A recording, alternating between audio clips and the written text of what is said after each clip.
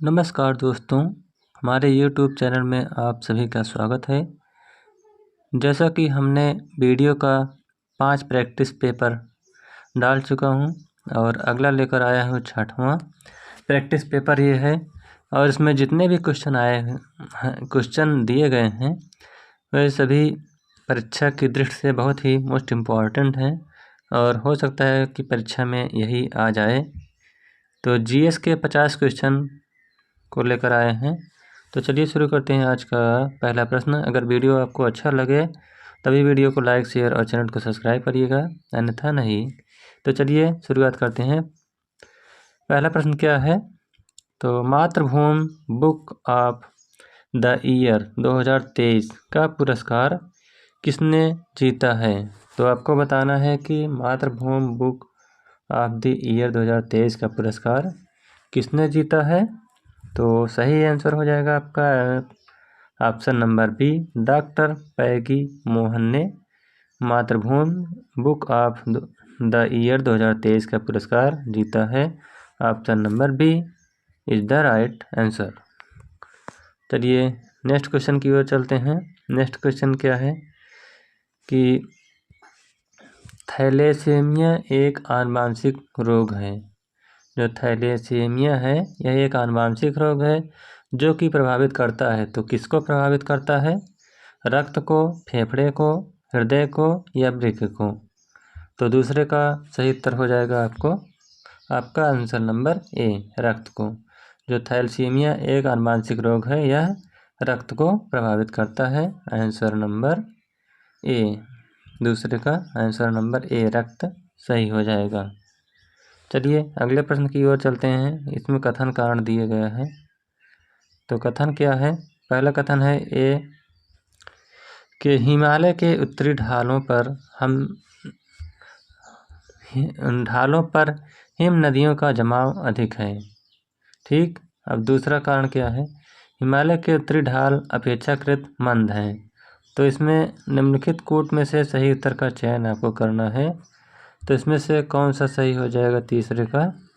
तो तीसरे का सही हो जाएगा आपका ऑप्शन नंबर ए, मतलब ए और आर सही है और आर जो है ए की व्याख्या कर रहा है इसमें। यानी हिमालय के उत्तरी ढालों पर हिम नदियों का जमाव अधिक है, यह सही है। और दूसरा क्या कह रहा है कि हिमालय के उत्तरी ढाल अपेक्षाकृत मंद हैं, यह भी सही है। यानी ऑप्शन नंबर ए और आर दोनों सही हैं और आर ए की सही व्याख्या भी कर रहा है। ठीक। चलिए अगले चौथे प्रश्न की ओर चलते हैं। चौथा प्रश्न है निम्नलिखित में से किसे भंग नहीं किया जा सकता पर समाप्त किया जा सकता है? तो इसमें पहला है लोकसभा, दूसरा राज्यसभा, तीसरा विधानसभा और चौथा विधान परिषद। तो इसमें कौन सा जो है भंग किया जा सकता है लेकिन समाप्त नहीं किया जा सकता है? तो इसमें जो विधान परिषद है, विधान परिषद को भंग नहीं किया जा सकता लेकिन समाप्त किया जा सकता है। Option number D is the right answer. अगला है 5वां, बहुत ही अच्छा क्वेश्चन है। ये दोनों जितने भी क्वेश्चन हैं सभी अच्छे क्वेश्चन हैं। 5वां है उत्तर प्रदेश में मिड डे मील कार्यक्रम कब आरंभ किया गया? तो मिड डे मील यानी मध्याह्न भोजन, जो दोपहर का प्राइमरी या सरकारी स्कूलों में भोजन मिलता है, उसकी शुरुआत कब की गई थी?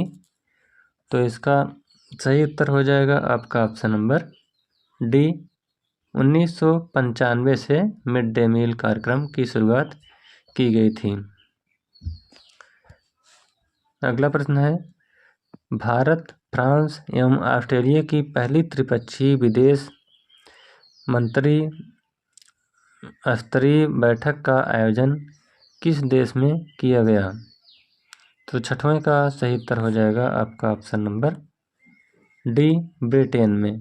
तो जो भारत, फ्रांस एवं ऑस्ट्रेलिया की पहली त्रिपक्षीय विदेश मंत्री स्तरीय बैठक हुई थी, उसका आयोजन ब्रिटेन में किया गया था। ऑप्शन नंबर डी इसका सही उत्तर हो जाएगा। चलिए अगले प्रश्न की ओर चलते हैं। निम्नलिखित में से किस समाज सुधारक ने 1826 के जूरी अधिनियम का घोर विरोध किया था। तो जो 1826 का जूरी अधिनियम है, इसका जो विरोध किया था वह है राजा राम मोहन राय। इन्होंने 1826 के जूरी अधिनियम का घोर विरोध किया था। ऑप्शन नंबर बी इसका राजा राम मोहन राय सही हो जाएगा। चलिए अगले प्रश्न की ओर। अगला प्रश्न है, सर जगदीश चंद्र बोस द्वारा पौधों में वृद्धि को मापने हेतु निर्मित उपकरण का क्या नाम है? तो जगदीश चंद्र बोस के द्वारा पौधों में वृद्धि हेतु मापने हेतु निर्मित उपकरण का क्या नाम है? तो इसका ऑप्शन नंबर ए किस्कोग्राफ, इसका सही उत्तर हो जाएगा किस्कोग्राफ, ऑप्शन नंबर ए सही। चलिए अगला देखते हैं। 9वां, MS एक्सेल में फार्मूला एक प्रतीक से शुरू होता है। तो MS एक्सेल में किस फार्मूले के एक प्रतीक से शुरू होता है? तो वह है बराबर, ऑप्शन नंबर बी इसका सही हो जाएगा बराबर से। चलिए अगला प्रश्न। तो अगला कौन है 10वां, एक ऐसी याचिका जो न्यायपालिका द्वारा जारी की जाती है तथा जिसमें कार्यपालिका से कहा जाता है कि वह कार्य करें तो उसे प्रदत्त शक्तियों के अंतर्गत करना चाहिए था, उस रिट या याचिका को क्या कहा जाता है? तो ऐसी रिट या याचिका को परमादेश कहा जाता है। ऑप्शन नंबर बी इसका सही उत्तर हो जाएगा परमादेश। चलिए अगले प्रश्न की ओर चलते हैं।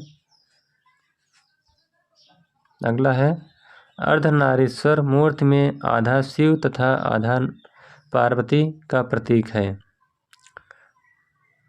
तो इसमें आधा शिव और आधा पार्वती का प्रतीक है। तो इसमें कौन सा सही उत्तर हो जाएगा?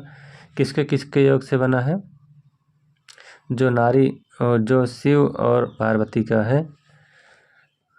तो इसका सही उत्तर हो जाएगा ऑप्शन नंबर सी, देव और उसकी शक्ति का योग है। देव और उसकी शक्ति के योग से जो शिव और पार्वती का शरीर बना है, अर्धनारीश्वर, आधी नारी और आधा पुरुष। चलिए अगला प्रश्न देखते हैं। शीतला जल विद्युत परियोजना स्थित है। तो शीतला जल जो विद्युत परियोजना है यह कहाँ पर स्थित है? तो यह स्थित है झांसी में, उत्तर प्रदेश के झांसी जिले में। ऑप्शन नंबर ए इसका सही उत्तर हो जाएगा। चलिए अगले प्रश्न की ओर चलते हैं। 13वां, हाल ही में जारी वैश्विक सतत विकास रिपोर्ट 2022 में भारत कौन से स्थान पर है? तो जारी वैश्विक सतत विकास रिपोर्ट 2022 में भारत कौन सा स्थान पर रहा है? तो इसका सही उत्तर हो जाएगा ऑप्शन नंबर डी 121वें स्थान पर भारत रहा है वैश्विक सतत विकास रिपोर्ट के अनुसार। अगला है, संयुक्त क्षेत्र की अवधारणा किन क्षेत्रों के संबंध को दर्शाती है? तो जो संयुक्त क्षेत्र की अवधारणा है यह किस क्षेत्र को दर्शाती है? तो इसका सही उत्तर हो जाएगा आपका ऑप्शन नंबर ए, यानी निजी व सार्वजनिक क्षेत्र को यह दर्शाती है। ऑप्शन नंबर ए निजी व सार्वजनिक क्षेत्र को। अगला है 15वां, बुंदेलखंड के पर्यावरण प्रेमियों ने किस जंगल को बचाने के लिए एक विशेष अभियान शुरू किया था? तो जो बुंदेलखंड के पर्यावरण प्रेमी थे वह जंगल को बचाने के लिए किस एक विशेष अभियान की शुरुआत की थी? तो उसका सही उत्तर है बक स्वाहा। ऑप्शन नंबर बी इसका सही हो जाएगा उत्तर कि बक स्वाहा एक अभियान था। उन्होंने, जो बुंदेलखंड के लोग थे, उन्होंने पेड़ को बचाने के लिए यानी जंगल को न काटने के लिए बक स्वाहा एक विशेष अभियान की शुरुआत की थी।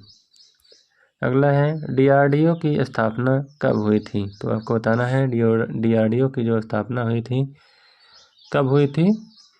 तो 1 जनवरी 1958 को DRDO की स्थापना हुई थी। ऑप्शन नंबर सी इसका सही उत्तर हो जाएगा। अगला प्रश्न कौन सा है? किसी खाद्य श्रृंखला में ऊर्जा का पिरामिड कैसा होता है? आपको बताना है कि ऊर्जा का पिरामिड कैसा होता है, वह भी खाद्य श्रृंखला का आपको बताना है। तो इसका सदैव सीधा होता है, यानी ऐसे सदैव सीधा होता है। ऑप्शन नंबर ए इसका सही उत्तर हो जाएगा। अगला है राष्ट्रीय शिक्षा दिवस कब मनाया जाता है? तो आपको शिक्षा दिवस बताना है कि राष्ट्रीय शिक्षा दिवस कब मनाया जाता है।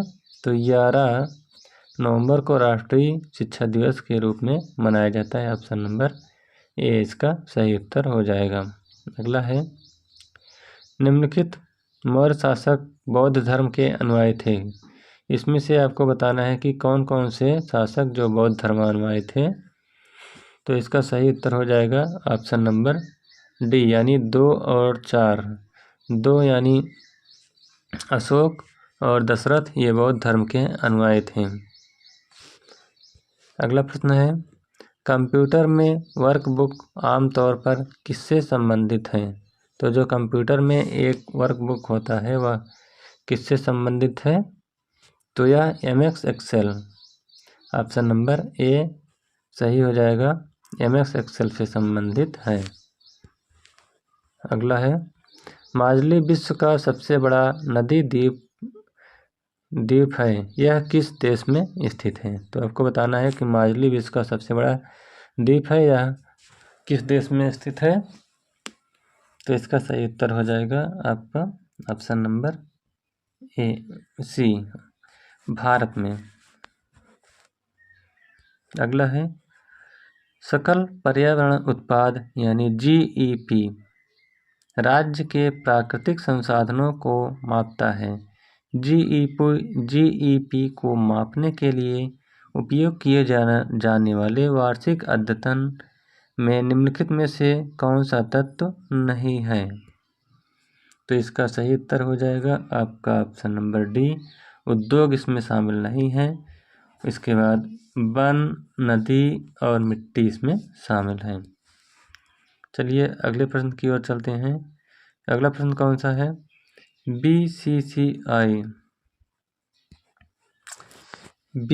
BCCI की भ्रष्टाचार निरोधक इकाई के नए प्रमुख कौन हैं? तो इसके जो नए प्रमुख बने हैं वह हैं Shabbir Khandwala. Option number B इसका सही उत्तर हो जाएगा, शब्बीर खंडवाला। अगला प्रश्न है किस कोशिकांग को कोशिका का मास्टर कहा जाता है? तो आपको बताना है कि इस कोशिका को कोशिका का मास्टर कहा जाता है। तो इसका सही उत्तर हो जाएगा आपका ऑप्शन नंबर डी, नाभिक को।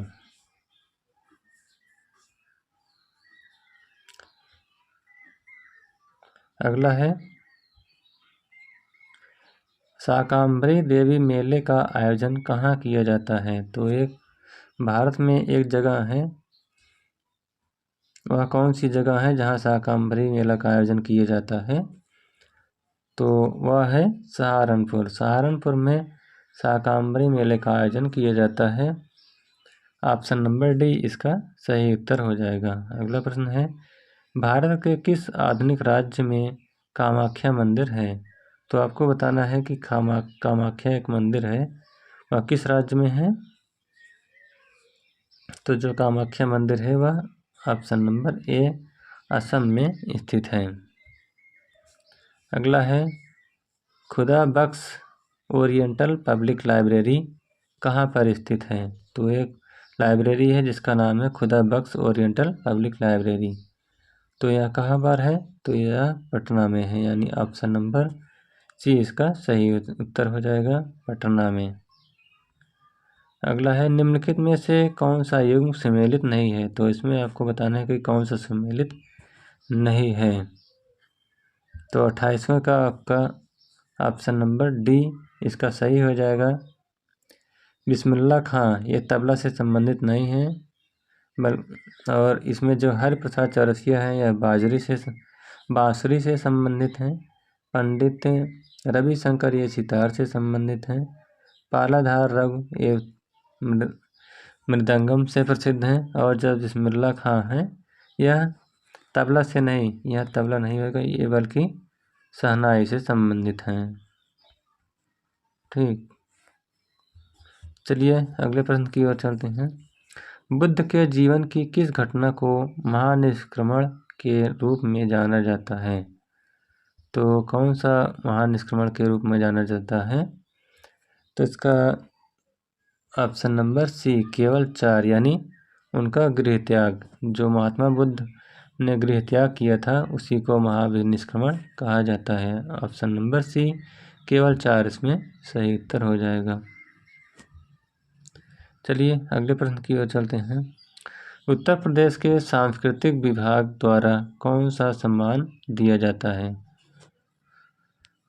यश भारती सम्मान, काशीराम कला सम्मान, संत रविदास कला सम्मान या उपर्युक्त सभी। इसमें से कौन सा सम्मान दिया जाता है?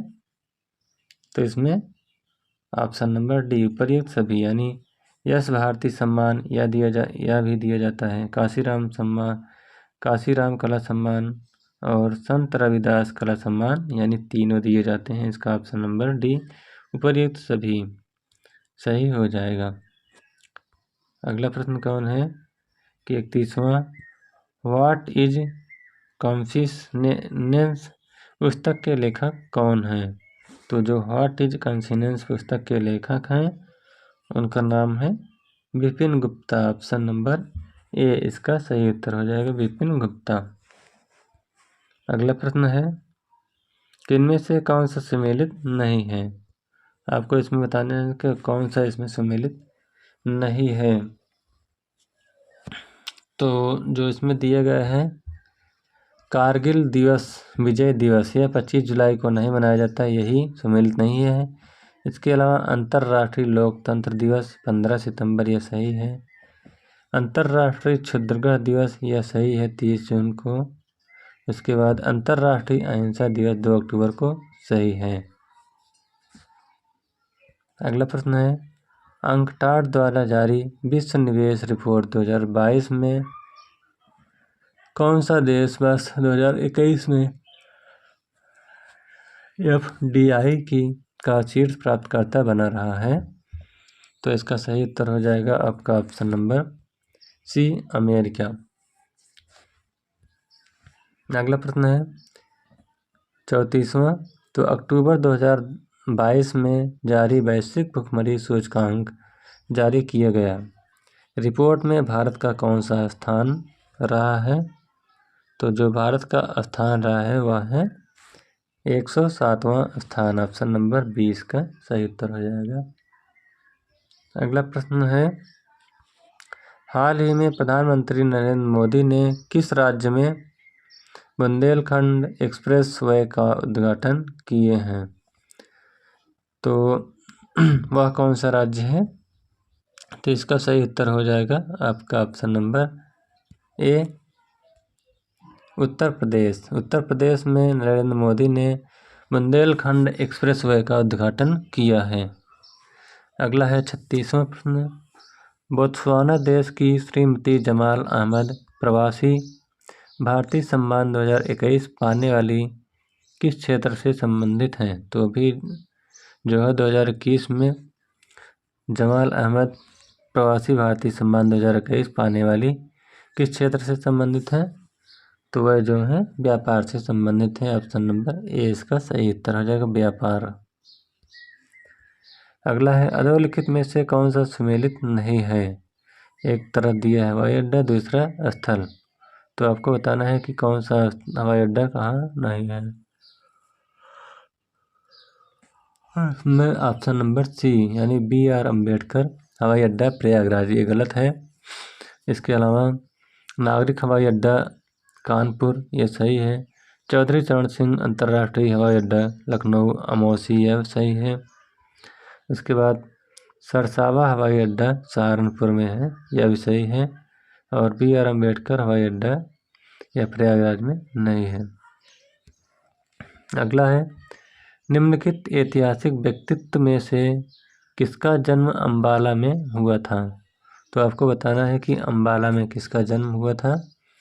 तो इसका सही उत्तर हो जाएगा आपका option number D, option number B, Sucheta Kripalani. अगला है, इनमें से कौन सा पर्यटन सर्किट शक्तिपीठ सर्किट में आता है।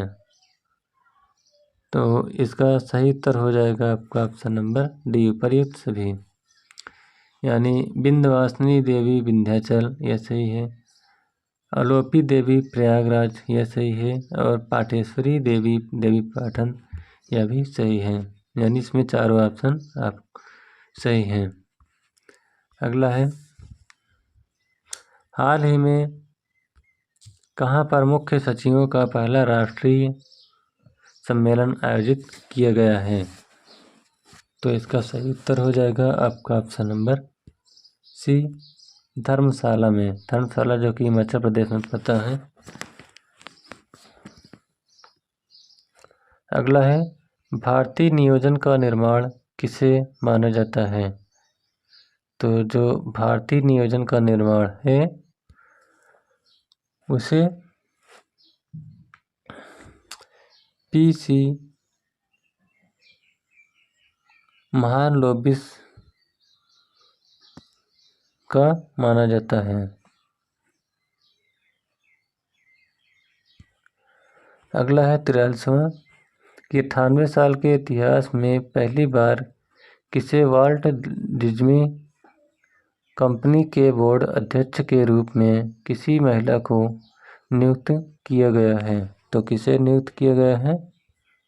तो इसका सही उत्तर हो जाएगा ऑप्शन नंबर बी, सूरज अर्नोल्ड। अगला है 44वां, संयुक्त राष्ट्र विश्व पर्यटन संगठन द्वारा किस भारतीय गांव को सर्वश्रेष्ठ पर्यटन गांव का खिताब दिया गया है। तो कौन सा गांव है। तो वह है Pochampally, Telangana. Option number D इसका सही उत्तर हो जाएगा। अगला प्रश्न है, किस देश के सुलावेसी द्वीप पर दुनिया के सबसे प्राचीन गुफा चित्र की खोज की गई है। यह लगभग 45,500 वर्ष पुराना बताया जा रहा है। तो यह कहाँ है। तो इसका सही उत्तर हो जाएगा आपका ऑप्शन नंबर ए, इंडोनेशिया। अगला प्रश्न कौन सा है कि क्वाड, QAUAD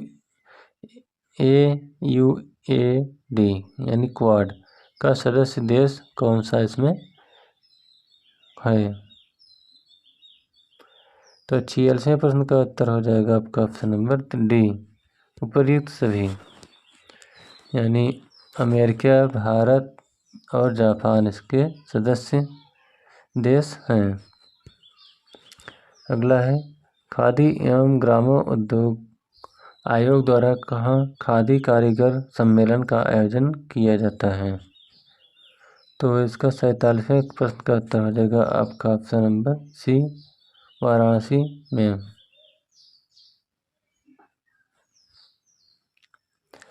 अगला प्रश्न कौन सा है, भारतीय सेना के किस मेजर ने विश्व की पहली सार्वभौमिक बुलेट प्रूफ जैकेट विकसित की है। इसे क्या नाम दिया गया है। तो इसका नाम दिया गया है शक्ति।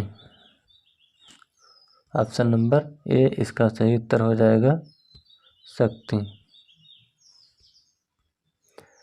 49वां प्रश्न देखते हैं कि मुक्त व्यापार समझौता लागू करने वाला विश्व का पहला देश कौन सा है। तो मुक्त व्यापार समझौता लागू करने वाला विश्व का पहला देश कौन सा है। तो वह है ऑप्शन नंबर ए, सिंगापुर। और लास्ट क्वेश्चन है 50वां, तो AFC एशियन फुटबॉल कप 2027 की मेजबानी कौन सा देश करेगा। तो जो 2027 है इसमें फुटबॉल मैच आएगा। इसमें कौन सी टीम पहले शुरुआत करेगी, कौन सा देश शुरुआत करेगा। तो यह हो जाएगा आपका ऑप्शन नंबर ए, सऊदी अरब। तो इस प्रकार से हमारा वीडियो आपको कैसा लगा? अगर अच्छा लगा हो तो वीडियो को लाइक शेयर और चैनल को सब्सक्राइब करिएगा। Thank you.